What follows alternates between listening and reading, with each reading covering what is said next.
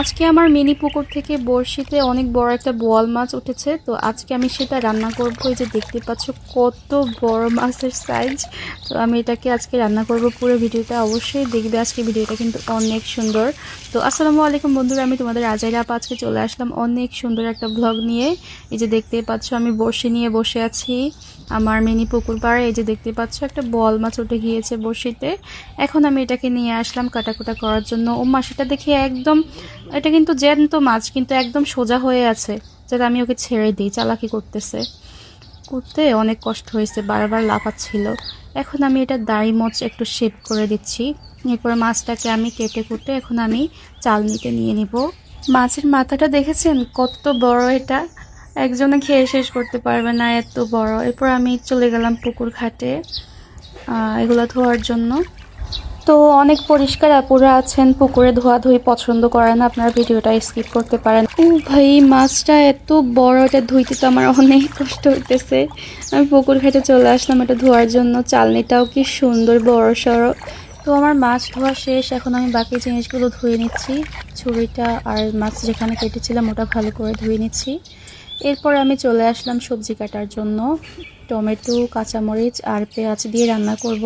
তো আগে আমি টমেটোটা কেটে নিচ্ছি। এই ছুরিটায় এত ধার, এত সুন্দরভাবে কাটা যাচ্ছে। ছোট্ট একটা ছুরি, কিন্তু এটার মধ্যে ধার অনেক। আমার আজকের ভিডিওর দৃশ্যপটগুলো এত সুন্দর। এই যে দেখতে পাচ্ছেন আমি রান্নাঘরের বাইরে চলে আসলাম এখানে ঘাস ক্ষেতের পাশে কাটাকুটা করার জন্য। অনেস্টলি আমার কাছে কিন্তু আজকের ভিডিওটা করতে খুবই ভালো লাগছে, মানে পরিবেশ খুবই সুন্দর। আর এই যে দেখতে পাচ্ছেন আমি এখন এখানে পেঁয়াজ কেটেছি, তারপর টমেটো কেটেছি, তারপর কাঁচামরিচ কেটে নিয়েছি। তো এরপর চলে আসলাম আমি রান্না বসিয়ে দেওয়ার জন্য। তো চুলোতে আগুন জ্বালিয়ে কড়াই বসিয়ে দিলাম, তারপর দিয়ে দিলাম তেল গরম হওয়ার পরে পেঁয়াজ আর টমেটো দিয়ে দিলাম, কাঁচামরিচ পরে দিব। এখন এগুলোকে ভালো করে ভাজি করে নিতে হবে।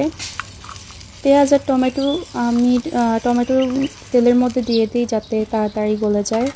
এখানে তো আমি বেশিক্ষণ সময় নিয়ে রান্না করতে পারবো না, এজন্য টমেটো আমি তেলের মধ্যেই দিয়ে দিলাম। তো এগুলোকে কিছুক্ষণ ভেজে তারপর আমি দিয়ে দিব এখানে পরিমাণ মতো রসুন। এখন ভালো করে এগুলোকে আবার ভেজে নিতে হবে রসুনের কাঁচা গন্ধ ওঠা পর্যন্ত। এই যে দেখতে পাচ্ছ টমেটোগুলো কি সুন্দর একদম গলে গিয়েছে। তারপরে আমি একে একে দিয়ে দিচ্ছি গুঁড়া মশলাগুলো, হলুদ, মরিচ, তারপরে মশলার গুঁড়া, জিরা, ধনিয়া, গোলমরিচ গুঁড়া, লবণ, সব কিছু দিয়ে এখন এগুলোকে আবার কিছুক্ষণ ভুনে নিতে হবে। এখন এগুলোকে আবার আমি ভুনা করে নিচ্ছি একদম।